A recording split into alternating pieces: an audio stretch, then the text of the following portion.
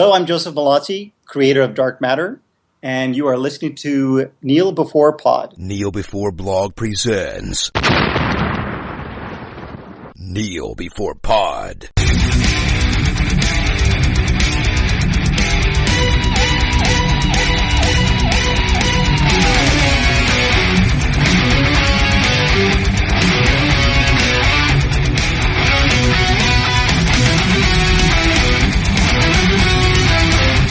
Hello, and welcome to the third in our weekly Legion podcast reviews. I'm your host Craig McKenzie, and the subject of this discussion is the third episode, Chapter 3, where we further explore the mystery that is David's messed up memories. So this week we have a reduced team again, and it's just me and Aaron. Hello, Aaron. Hello. How are you? Oh, yeah, I'm good. I feel quite positive about doing this review, not that I normally don't, but I'm getting quite into my Legion, actually. It makes me come back and want to watch it, so... Yeah, it's 3 episodes in, and it feels like it's been on for 3 seasons somehow. Well, but not dragging. No, but there's just a wealth of content in there to dissect, I suppose. Well, there is, and it's got a mystery in it, which is not a false mystery, I think, of characters just not telling you things. There's a real mystery because the information just isn't available yet, and that sort of show isn't always available, I don't think. So nice to get one now and again. Especially not in the superhero genre. No.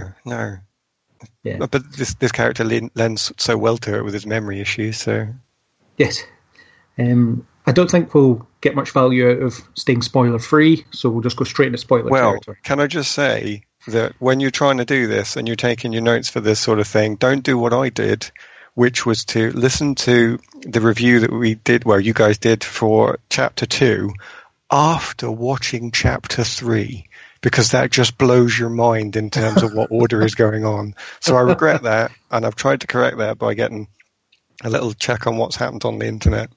And we'll see how I go with that. And I do have to say one thing, that I am grateful to Chris last week for mentioning song and dance numbers, or rather the lack thereof. It could be a weekly checklist that we do. Aye. Yeah. Okay, so are you ready to descend into a dreamlike spoiler state?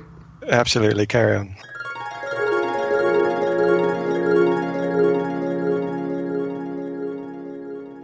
Okay, so now that we can say whatever we want, what were your initial or basic thoughts on the episode as a whole? What did you think of it? How did it flow? Did it drag? Did it work? Did it not work?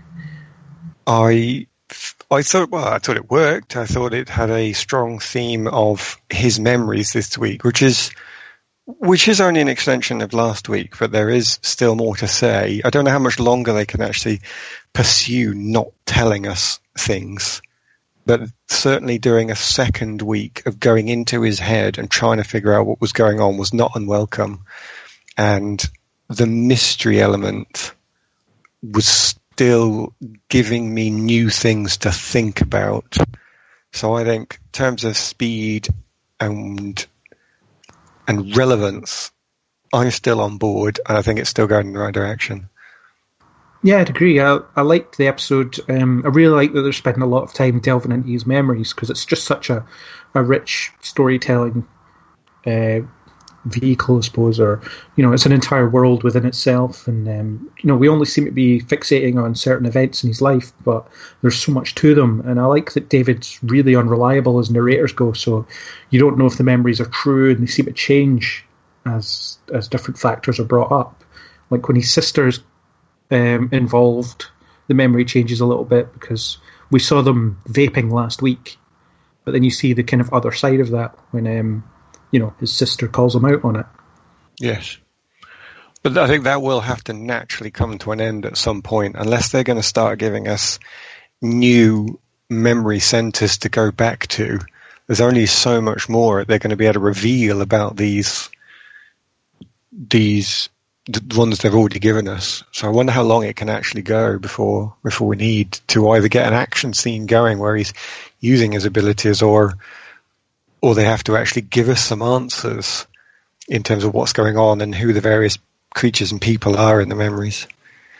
Yeah, it'll start to be like Barry Allen's Front Room, in the Flash, with all the time travel shenanigans, how there was a small football team's worth of people in the room at the same time. They're all the same people, but so it could be like that if you're just poring over the same memories over and over again. They might, naturally run out of things to say about them. But they can't also give us too many answers too quickly. So I don't know how long it's good. I don't know how far that can go. But then, as I say, I don't feel like they've pushed it too far yet. So I trust them. Absolutely trust them at this stage. Yeah, I'm really enjoying how they're doing it as well, because it does give us different insights into David's character. I quite like the whole he was just a junkie angle. As far as he was concerned, he was kind of this. He was so self-destructive and just didn't really care. And Lenny brings out that side in him as well, especially when his sister brings the cake, and she just savages it, even though it's presented quite nicely. Yes, yeah, they are. It's interesting actually that they seem to be keeping his image of Lenny in his head similar to the Lenny that we have, because we can't. I think you said last week, you can't get any more character development of Lenny because she doesn't exist. It is him. He's acknowledged that himself. Yeah. Because the Lenny character says, "I am you, idiot." So it's going to be tricky actually to see what Lenny's going to bring into this, given that she can't develop. Yeah, I think she represents a really, it's like, as I said, self-destructive side to him. When he's kind of with her, he's shutting out the rest of the world and just kind of descending into chaos. And I guess that's why it keeps coming back to that memory of them vaping out of a frog or whatever animal it is. Because that is... Yeah, because that's... It was a little frog thing, yeah. But do you see that as well? I mean, we've been talking about when is this set, and to me, that's another thing that's just so 60s or 70s, isn't it? That kind of... Yeah. I sound so middle class when I say their drug delivery system, but I don't know what else to call it in general. That is just one of the ways it was done back then. Yeah, but it's also really unique. Everything about the show looks pretty unique. It has its own design and its own style, and they have been pretty cagey with what time period to set it in, because the clothes look modern enough in some cases, but the technology just looks weird.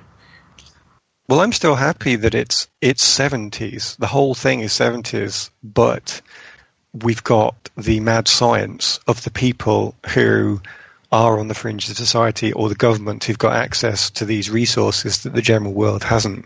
So I'm happy to just say it's 70s, but with that extra spin to it. Yeah. It'll maybe be revealed at some point, but I suppose it doesn't really matter. I mean, especially if the show exists in its own world. It doesn't really matter when or where it's set. It's just, I'm just content with, okay, in this world, MRI machines are controlled by typewriters. Yeah. Other things like that. In terms of the memories as they were explored, I mean, we seem to be focused on a couple of events. In particular, is the kitchen destruction that he does, because the aim of this episode is to find the trigger for his powers. So it seems like intense emotion is one of his triggers, and to find out what triggers his triggers, in effect. Mm-hmm. And I find it quite interesting because obviously it's a really good special effects piece, of everything just flying out of everywhere and breaking, but it does say a lot about his state of mind as well. It was good that they made it clear that he doesn't remember that. Or it's possible, of course, he was just lying and said that he didn't remember it. But I like to have that in some way put on screen. And he says, "What? I don't know why we're here. What's going on? This isn't important. We just had a fight. We have lots of fights, me and my girlfriend." And then when the kitchen explodes, he says, yeah, that one." Yeah. Although that does raise that question. Because he goes, "Oh, yeah, that one." It obviously wasn't too traumatic a memory because he was prepared to just go, "Oh, yeah," to it. So I don't now know, was he lying and trying to cover it up? Or did he just not remember it? Because that could actually lead to two completely different stories. Yeah, and it suggests there were multiple episodes as well. If he just flippantly dismisses that particular one. Yes. So perhaps in his head there were other scenes where various rooms and things exploded, and he didn't think that was anything special in his past. But clearly it is, though, because we are focusing on it. But yeah, that all could be rather subjective. Yeah, he's also spent the last few years being convinced that it never happened as well. He's been told that he doesn't have powers, he can't read minds, he's just mental. Yes. So I guess pushing aside that memory is maybe a hold back from that. He just kind of still tries to dismiss it, even though he's been told that his memories are real and he actually has these powers. Yeah, because he is still, I think, in certain situations, quite rational and in control. He's never presented as somebody who has totally lost it, which is, of course, he can't, because then he would just devastate everybody around him at all times. But he's clearly capable of rationalizing some parts of this already, even as he is, even having been in Clockworks. Yeah, and he remembers, or he's aware of the fact that these memories are triggering external forces as well. He gets asked to please don't break anything this time, and he can't promise that because he's kind of not in control of how these memories are projected out. But they get around that by awakening his inner child by sedating him later on, which is interesting in itself because you've got this young, innocent David running around these tumultuous memories. I think there's an extension to that as well that I've started to notice, and it's probably already been there. Do you know that scene where he's talking to Sid by the river? The attitude and the dress and the relationship that they both have is all very teenage. And I think I noticed it originally when they had Sid with a ponytail and a ribbon in her hair, and I thought, oh, yeah, that's a bit young for you, maybe. Not that she's old, not saying the character's old, but it's very childlike, that with the ribbon in the hair. And the relationship is the official classic form as innocence, where it can't be physical in any way. And even their jokes, even when they're talking to each other, the things they say, the fact that they look sheepish and embarrassed by their own relationship, it's very young teen. That possibly is one of the themes they've got for the whole this half of the episode the series where he's not in control of his powers. Yeah, and he's been quite sheltered from human interaction for quite a long time. I mean, we see that he had a kind of full life before he was committed, but part of his treatment's probably made him regress a little bit, so he's kind of having to learn human interaction all over again. And then Sid is a mutant who's been isolated from society for, well, we don't know how long. She's got that kind of childlike quality as well, where she has to kind of go through all the relationship building as a teenager would. It does freak me out slightly, though. Not in the way that I can't get round, but you get used to watching American TV, and I think there's something in their legal framework that might very well be in ours as well, where if you want to do a large schedule of shooting, then you have to spread it out with a really young character, or you have to employ somebody who is over 18 anyway and get them to play a teenager, because legally only they can run a full day's work as an actor. So you're already used to seeing 20-year-olds playing teenagers, and when you think about it, it kind of makes you twitch a bit because you think, oh, that's not right, they're too old and it's all a bit creepy. But then when you see these characters, and I don't know how old what's the name of the guy who plays David? I can't remember already. Dan Stevens. I need to look up how old he is, because when he suddenly tries to act like a teenager, born in 1982, so he's 30-something. Yeah, when a 30-something is a teenager, it really does turn that dial up even higher for me. Yeah. But I get over it. It's clearly a character thing. He's not supposed to be a teenager, but... No, he's clearly someone who's, at least in his mid to late 20s. Well, I mean, they don't identify ages at all, but yeah, he's an adult. But that's what makes his childish outlook a bit more bit more significant because you wouldn't expect it coming from him, even though, we've seen how he's been landed in the asylum and he's had his world turned upside down. So I think there's definitely an element of relearning how to interact with people. Yeah, it works well enough. It gets that point across. Absolutely. So I don't have a problem with it, but I did really notice it for both of them. I mean, yeah, it was the way Sid sort of paced up in a very kind of sheepish manner, and then they just started talking about, I guess, taboo subjects, or what could have been taboo subjects. But I really like that scene because we don't get, certainly in the films, we don't get much insight into what it feels like to have these powers. So, by using the body switching as an example, they got to, Dan, I keep saying Dan, David got the opportunity to live as a woman for the first time, which obviously he'd never experienced, and then he was talking about what that feels like from a male perspective. Yes. Yeah, and the embarrassment thereof that probably would be felt by anybody of any age, but still somehow his response to what he did and did not do still felt very much like a teenager's experience. Yeah, and he was like, I promise I'm not a creep. Yeah, I promise I'm not a creep. But I had to go to the toilet, and, it's very difficult to do that without certain things happening. And Sid is obviously much more experienced with her powers, so she talks about being a Chinese man and all that kind of stuff. So there's that contrast, and it's quite familiar to her, but completely new to him. And I get the impression that he might want to experience it again because he found it interesting. It could be. I don't think I quite picked up on that, but I can imagine any teenager with a crazy experience presented to them wouldn't say no if it was safe. So.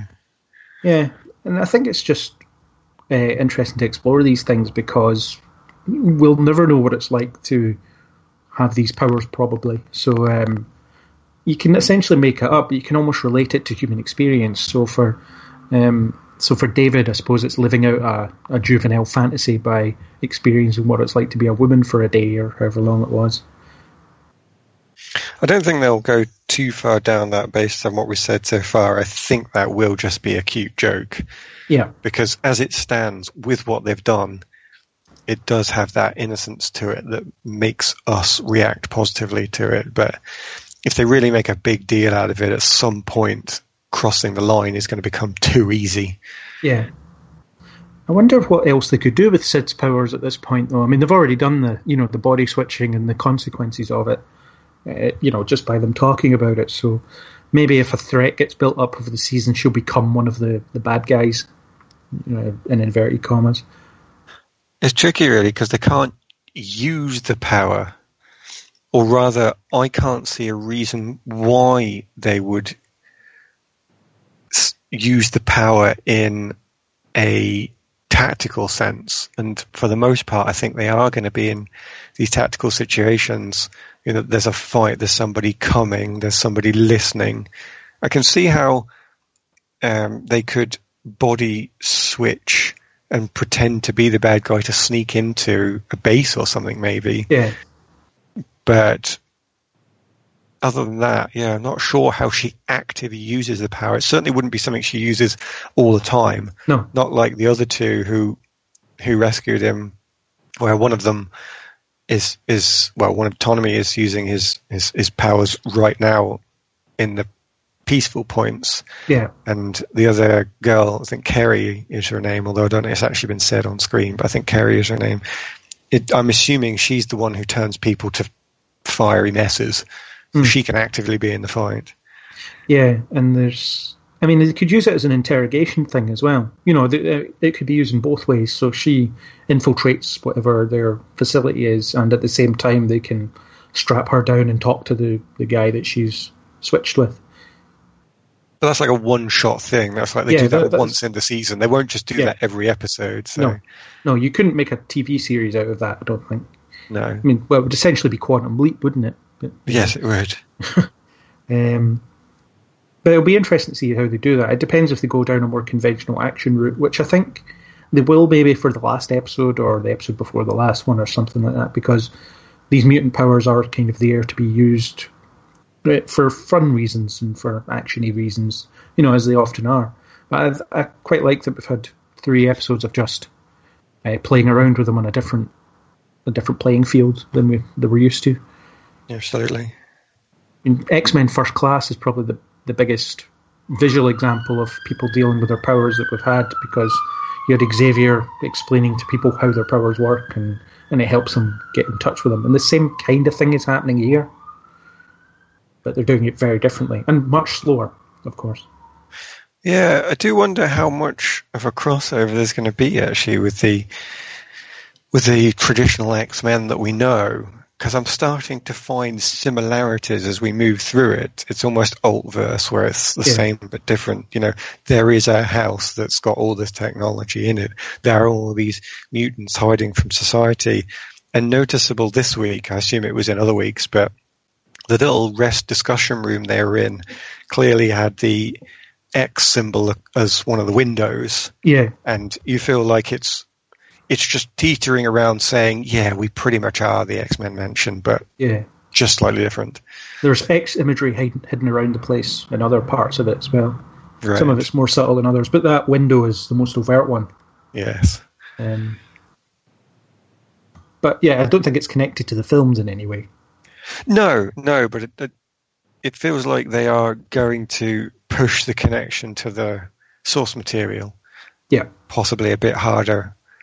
Oh, no, maybe not. Maybe it will just sit as teasers all the time and it will never manifest. But it's so close. It feels like there has to be something there. Yeah.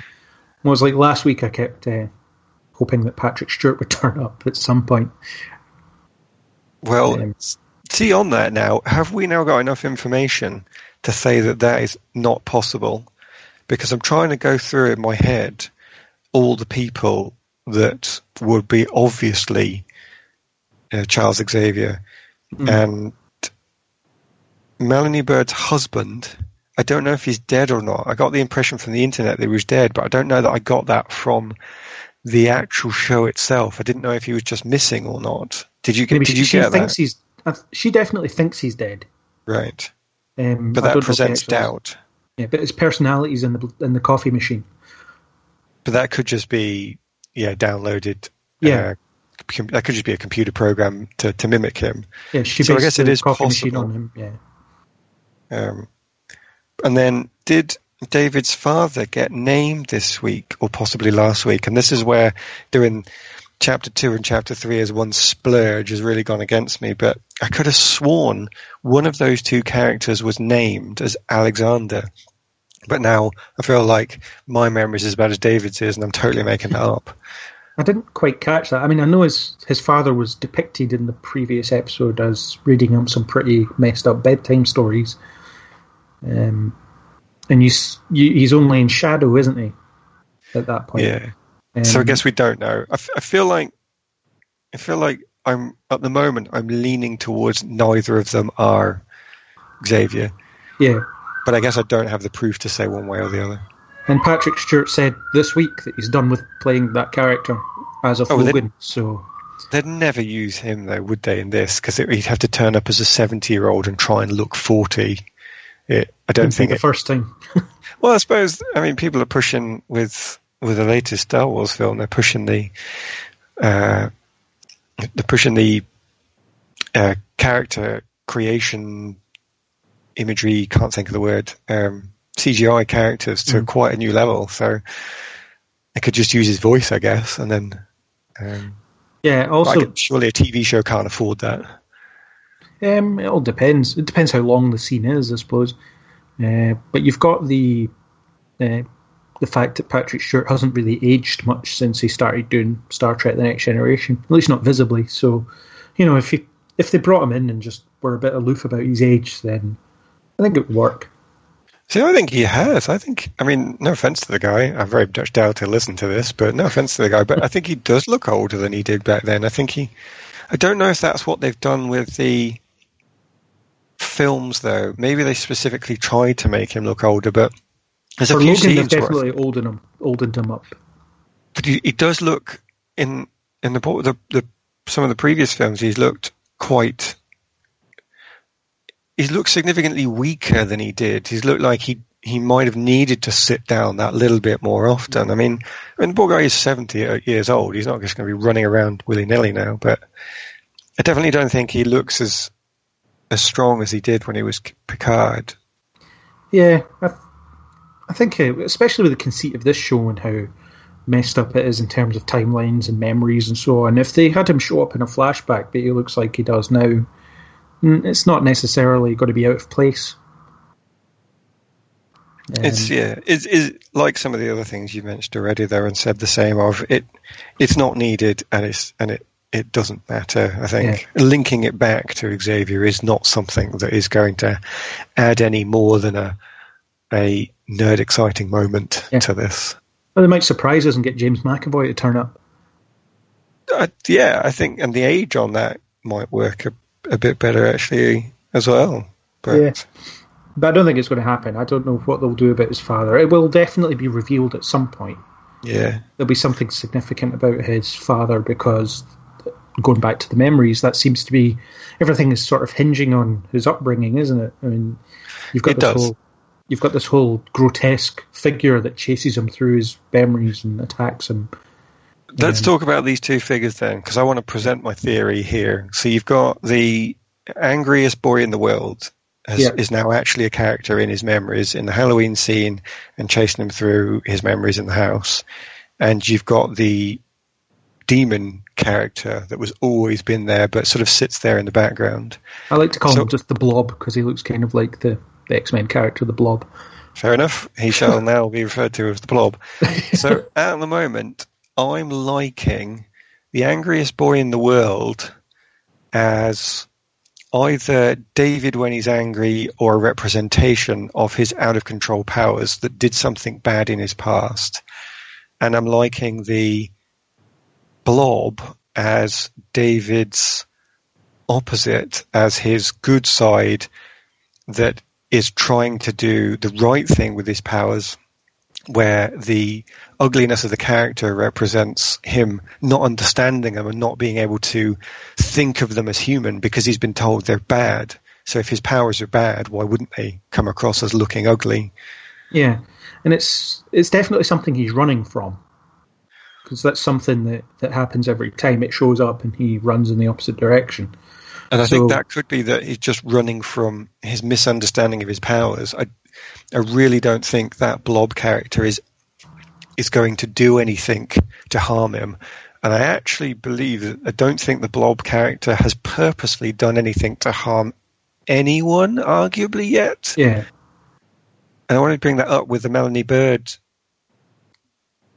being caught in the mansion, that bit. Mm-hmm. I'm wondering if her hand being slammed in the book by the demon character, the Blob character, was actually the Blob, a childlike Blob, trying to make her not read the nasty book. And how could it do it? It uses its telekinetic powers to slam the book on her hand. So she will translate that as, the Blob tried to hurt me. Whereas the Blob just going, don't read that book. Put that book away right now. Do you know what happens when you read that book? That's bad. Slam, Yeah. So at the moment, I'm going for the Blob is David's the good side of his powers, but as all good villains are, misunderstood. Could be. I didn't really have a theory about it. I just thought it was definitely something he was repressing, and I was happy to find out later on. But no, it's a good analysis, worthy of analysis, I suppose.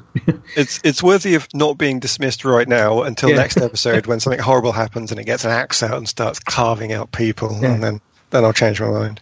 And I think there's certainly an element of Melanie Bird and the other characters underestimating David in some ways. They seem to think that they can happily parade through his memories with no consequences, but he's taking control, reluctantly or not. But it's at the point where certain people can't wake up anymore and have no control. They're just kind of stuck in this house of horrors that he's created inside his head. Ptolemy is discovered frequently now that when David is upset, Ptolemy's powers don't work. David can override them. Whether he has or has not himself got memory powers doesn't matter. This is Mindscape, and by the way, I always win in Mindscape. So and I think a big part of the next episode will be them stuck in his whatever his brain can concoct for them. They'd have to go back in for that, though. I wonder if they are going to want to risk that. I suppose they might. Yeah. They could say, we have to do this. To get the answers, we must go back in once and for all. So, yeah, they could do that. Yeah. And it's interesting how Sid is allowed to leave. Yeah, she's getting a bit of a free pass, and she's obviously connected well enough with him that some part of him can trust her to see more of his inner self. Yeah. He's prepared to trust her enough to see the blob, to trust her enough to see the darker side of his emotions with the angriest boy. That fits nicely in with their relationship. That works very well. And I love the attention to detail with the way she just behaves. When she's trying to wake everybody up, she hits the side of the chair just to make sure that she doesn't touch them and things like that. It's little touches like that make her powers more believable, actually, without showing her powers. It is, actually, although I did wonder why she didn't pick up the cushion and start twatting them, because that seemed to make much more sense. Just prod them with the cushion, that would have worked. But yeah, I get the point. As it was emphasised nicely that she really couldn't touch anybody, even in a desperate situation. Yeah. Or she could, I suppose, touch them on the shoulder where that's covered by a T-shirt or something. And she wasn't even prepared to do that, because she said even as she gets close to people, it starts to hurt. But still, a half-metre long black and white chair cushion would have been fine for just, prodding people in the face. Yeah, it might have been unnecessarily hilarious if she just started beating people with pillows. I suppose so, yeah. I totally would have done that, though, if I'd have been her. Yeah. But yes, so there's definitely a growing connection between Sid and David it is getting stronger as they're building this relationship. But it's interesting how it's becoming defined by their emotional connection rather than a physical one, because they can't feasibly have a physical connection. And it's good that they're being able to use that in the plot, because it would have been a bit disappointing if it would have been this thing on the side that was just true. Oh, but now we have to get to the real plot, and that's nothing to do with it. Yeah. That would have been a big shame. Yeah, and it's nice that they've been able to get round a problem that could have presented itself with teen drama, which was you've misunderstood what I meant, I'm going off to sulk. Because there's this one point where I wondered if they were going to do that, when David says to Dr. Bird, my sister is all I care about. And in a rubbish drama, Sid would have stormed off going, he doesn't care about me anymore, I'm leaving. And she doesn't. She looks at him and says, I understand you a bit more now, or at least that's what I read in her face. She wasn't upset by that comment. Mm-hmm. I think they're dodging the trope of bad sitcom relationship drama. Yeah. It is essentially a character study, and their relationship's a big part of that character study. So, it's good that they're treating it well, and it feels like it's developing organically, and then the whole head trip stuff is really, it's letting her find out a lot about him, but without him finding out a lot about her. Although she does seem quite open about her past, if he asks. Well, she probably has been through the memory machine, so it's not like he couldn't learn this from just chatting around anybody. I think there seems to be this commitment that if you're going to come into this house, sorry, the memory machine is what you have to do.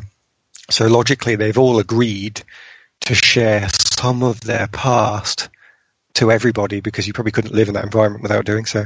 Yeah. And it's the whole idea of trust. Everybody in there needs to trust each other, and David's still not there yet with most of them. Aye. Which I guess brings on naturally to the whole summer hall thing. I mean, we don't know much about is it an organisation? I suppose it is. We don't know much about that as an entity. We know they want David to control his powers for some reason, but we still don't really know what they want from him. Well, I think Dr. Bird was pretty honest this week when she was challenged by Sid. Sid goes, do you just want to use David, like a soldier? And Dr. Bird says, no, I don't. I think everybody should live happy, healthy, and free here. And then she goes into this bit of despair. And I actually really appreciated, I've looked up the name of the actress, actually, because I liked this bit when she did it, Jean Smart. She actually drops from that moment of resigned nature saying what the truth is into this despair saying, and then I want to use him. It's this, the whole thing speaks of survival. The mansion was created because they needed a place for these mutants to hide while they learned who they were. But now it's become a war. And we really just wanted to have a nice place where you could just grow up, be who you were, and not have to fear. Unfortunately, the war has come to us, and David is a way of making this stop. And I appreciated that their motive, therefore, wasn't, I am raising an army. It was, dear God, how are we going to survive this? David looks like our only hope. Yeah, I mentioned last week she has a bit of she has a bit of the Xavier outlook on things and a bit of the Magneto outlook on things. The whole recognizing that it's a war, or at least thinking it's a war, is very Magneto, preparing to fight the enemy. Whereas Xavier was more about compassion and equality. So both those sides are represented, and I think Melanie Bird could go either way at this point. And I'm still waiting for the episode where the legitimate government show up and tell David that she's bad news, and gives him some reasons for that. Well, the Eye is clearly going to have his story. They mentioned him in there as this rogue student that's obviously turned against the two original creators of the house, and he's the one I think we don't have the motive for at the moment, because the head of Section 3 has said we need to control these people because their power out of control is bad for everybody. So that's that statement. Yeah. And Melanie Bird is coming in at the survival angle, but the Eye is clearly happily been in both camps. So why did he change? That's the big open. He's the one with the biggest motive we don't understand yet. Yeah. And he barely caused talks, him to move away. Yeah. I'd like it if he wasn't just evil. And I've decided that I hate my powers, therefore I must persecute all people who have powers. And I don't want it to be that simple. Yeah, one thing the X-Men franchise has always done quite well that arguably not even the Marvel films have done is presenting both sides of presenting the villain as not being a villain as such. So you could watch certainly the first two X-Men films and agree with Magneto just as much as you'd agree with Xavier, because they both make really good points. And I think the Eye could have the potential to be like that as well. He's talking about the same thing, but he has a different approach to it, and his approach is valid because he's experienced all this persecution while being outside of the safe four walls, so to speak. Yeah, that might require him to do a little more talking than he's been doing so far, though. Yeah, well, there's still, 5 episodes? Yeah, fair enough. Yeah. At least we won't have any filler, or we shouldn't have any filler. No, dear God, I hope not with only 8 episodes. Yeah, it's like, oh yeah, you don't need to watch episodes 4 and 5 because nothing happens. But 6, 7, and 8, it picks up again. To be fair, I think the whole thing has shown so far that it's got clever things in it. And I'd like to think that if they've got clever writing, plotting, and directing, and so on, then they'll avoid that trap. I think there's a couple of things I was going to give mention to, actually, that I'm really pleased that in a show where training the main character is one of the central themes, we have not yet seen a montage. Apart from the his growing up montage in the first episode. Oh, did we see a montage? Oh, I'm disappointed. Damn it. Yeah, it takes him through his birth to present day in about 2 minutes. The opening. Yeah, sorry. Yeah. Oh, yeah. Damn it. I'm upset now.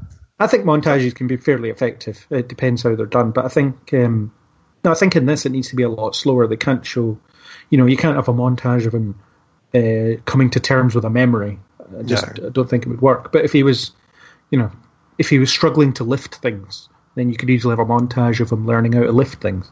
Yeah, but they're always dull. You never want to see it. You never want to see, I believe, a training montage where the character's supposed to have changed in some way from the beginning to the end of this 30-second or, dear God, 2-minute piece of music. It's just so disappointing. You might as well just skip to the end and have a character say, I'm glad you've completed your training, David. Now you've got infinite power. You just get it over with in 5 seconds and have it done. Yeah. If you can't think of a decent way of of progressing through it.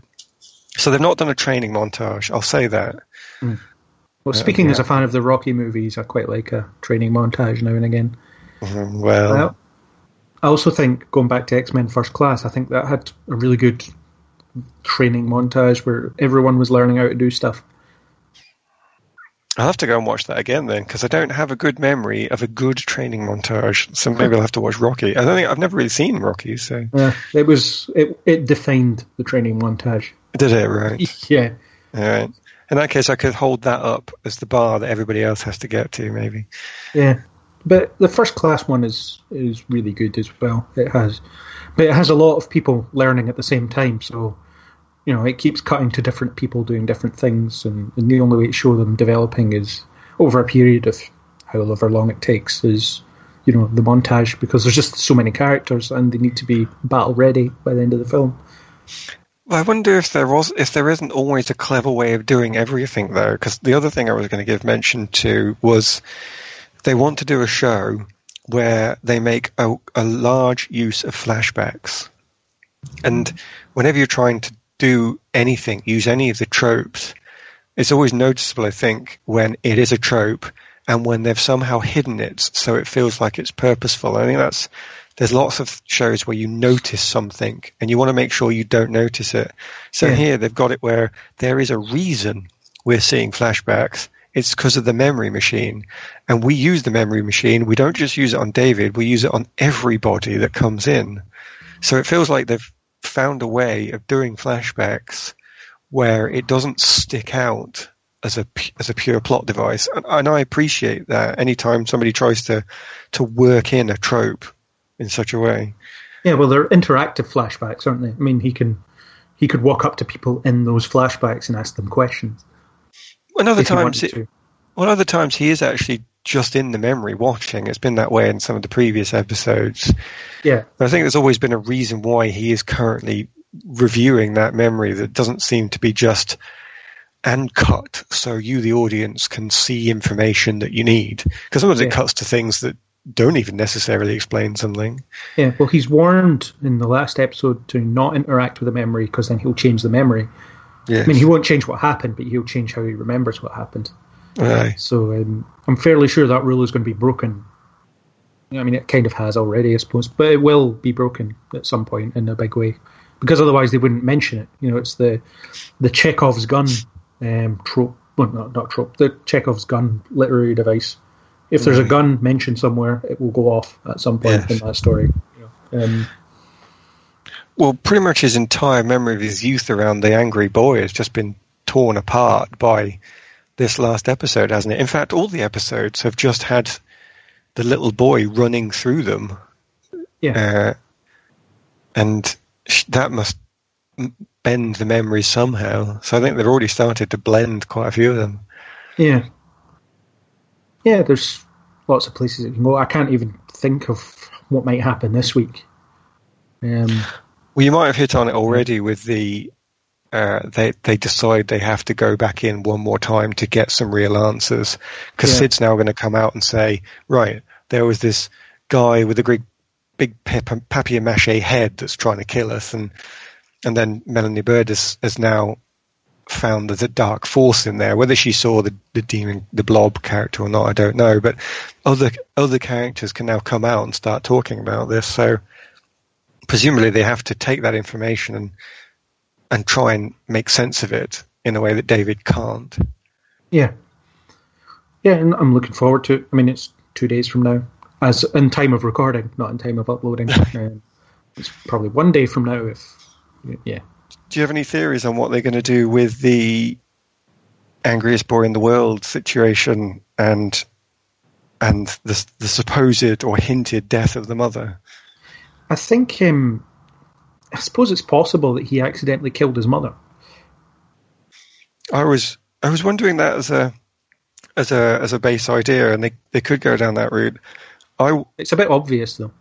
Well, I wondered how that fits with the father telling him a story, and I wondered if that was him, if that was a blended. Dad always does story time with Dad telling him not to be the angriest boy in the world. So I think clearly he's got to have gotten really angry and maybe he killed the dog, or maybe he killed somebody else's pet, and then he got at the very least, Dad is saying to him, "Don't get as angry as you did with that dog as you did when your mother's around, because obviously this could happen." So they're trying to grim fairy tale him out of doing something.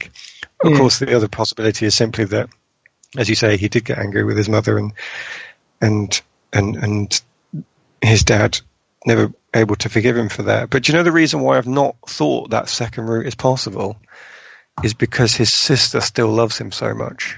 Yeah. And I find it difficult to believe that his sister would so easily get over the death of her mother, whereas she would take pity on him if he accidentally killed the family dog. Yeah. She'd be upset, but that doesn't guarantee that she would turn on him. So at the moment, I'm thinking he clearly had an episode, but it's more likely the dad's trying to warn the child off from doing it in a family environment. Yeah, which kind of suggests that he's the father has experienced mutant powers of his own. Could be. Yeah. Is some kind of expert in them. I made a comparison last week to the remake of The Tomorrow People that was on the CW a few years ago, how this show, in terms of its structure, is quite similar. You've got the kind of the breakout, so to speak, who's just learning about their powers and gets taken into this secret society that live on the edge because they don't know when they're going to get found out or if they're going to get found out and things like that. So the kind of fatherly connection is also similar because in The Tomorrow People, the main character is trying to live up to an absentee father who's kind of a chosen one for all these people, so to speak. Right. It's an interesting comparison to make. I mean, the shows are, other than that, nothing alike. All right. I've not seen it. I'd comment, but yeah, Fred, I've not seen that. I was a fan back in the day. All right. Fair Yeah. play. It ends on a cliffhanger, which is always annoying. But Yes.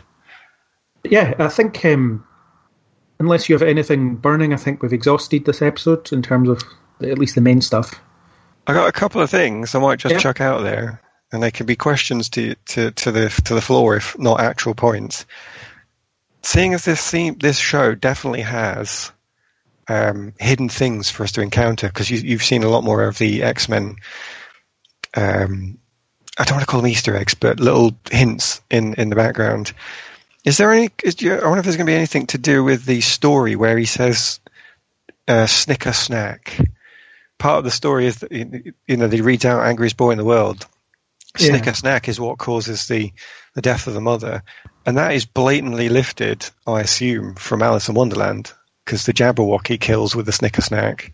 And I don't know if I've seen any other Alice in Wonderland connections yet, other than it's a mad place here, which is the obvious Alice in Wonderland connection. Yeah. But I think that's something I want to look out for. I don't know if you've seen anything that would yes or no to that. The Alice in Wonderland connection's quite interesting. I didn't pick up on it because I'm not really familiar enough with the story to pick up on the Snicker Snack thing. But the whole, the surrealness is very kind of Lewis Carroll, isn't it? Lewis Carroll. Yeah. So that inspiration is there. In terms of comic book connections, there's always kind of fairy tale comic book connections here and there. So they can kind of links in. I think I certainly haven't picked up on many X-Men references other than X's all over the shop and the fact that there's mutants and and little hints here and there of war and prejudice and all that stuff. But it seems like they're playing it all pretty close to the chest. They're not just winking at the audience every 5 minutes. No, fair enough. And it might be that is not a purposeful connection, but I feel like because I'm looking to answer mysteries, I am looking for questions now as well as answers. So I could easily be pulling something, trying to read something in there that is not supposed to be there. Or it's maybe just there and it's not meant to be dealt with as well. Possibly. Yeah. Which is something that my second one of the two was the story that Melanie Bird's husband, as the coffee machine, tells her, which seems to be so connected to the plot. How could it not be some form of Easter egg? I mean, I didn't notice this. It was on the internet that I read it, that it's the husband, and the reason she gets she gets coffee and then throws it away, and then gets more coffee and throws it away just because she wants to hear the comforting voice of her husband. And I thought, fair enough, it could just be that. But when you listen to the story all about the crane, that whole story to me seems to be a metaphor for do not push David too far. Don't look at what he really is. Don't get that answer when he is doing something. You just let him do it, and don't try and do all this memory work and figure out all the exact details. And I thought, I could have just read that wrong. I might have misunderstood the story, but to me it seems so clearly the crane in some way is comparable to David. I feel like that must go somewhere. Yeah, well, if you look at the way that television and storytelling is structured, there should be no wasted time, so there shouldn't be any random events. Everything should tell you something about the character, tell you something about the story. So it could just be as you said, the character basis. She likes to hear her husband's voice, but what he says or what the voice says is quite deliberate. It's not just random recordings of, I don't know, him reading shopping lists or something like that. I wonder if it was supposed to be a memory of him then, of something that this is some story that he used to tell, and she is coming back to it as like a lesson. Right, I need to go back and get inspired by that message again in some way. Yeah, or remember my husband's wisdom, because he's not here anymore, and I feel the need to hear that. Yeah, it could be. I don't know if it will come back or not. I think the coffee machine will probably be a thing, but it stood out to me because I really love the way it dispenses cups and gives a story as it's filling them. It's just it's very kind of, I don't know. I don't want to say steampunk because it's not, but there's something kind of retro futuristic about it. It's almost like how the Jetsons would picture a coffee machine. Yes. Which I quite like. I just quite like the design aesthetic. It's not often something I'll pick out, or because a lot of these things are just set in the present day, so there's people using see-through iPads or something like that. But here the technology has a character of its own in some ways. And it's fair enough. It could just be, as you said, that's all it was. But I think I'm going to keep my eye out for those two things and see if I see any more of them in the future episodes. It's possible after we're done with episode 8 that everything will suddenly take on this whole new life when you know how it's going to end, and then you rewatch these things and you can see how it all leads towards the final events. Aye. Yeah, absolutely. Yeah, could be. Yeah. I mean, none of it is really making sense at this point, at least not to me, but it's certainly on the first 3 episodes, but they're still in the development path. So the first season is the build-up, second half of the season is the payoff, I suppose. Yeah. Maybe. Oh, well, absolutely. They're still raising all the questions that we and the characters themselves need to ask.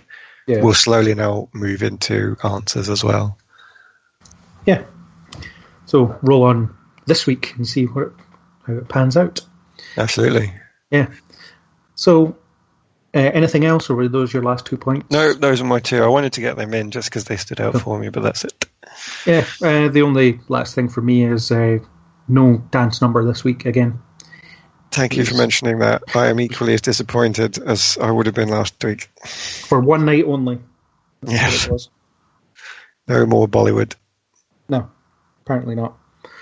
But yeah, so on that note, we will come out of our dreamlike state and go back to our normal lives. And nice.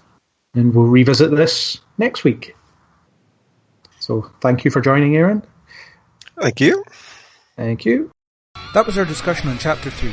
Thanks to YouTuber 331eRock for the supplied music. As always, if you like what you heard here, then please do subscribe on iTunes, YouTube, or any major podcasting app. We hope that you'll tune in to the next Kneel Before Pod.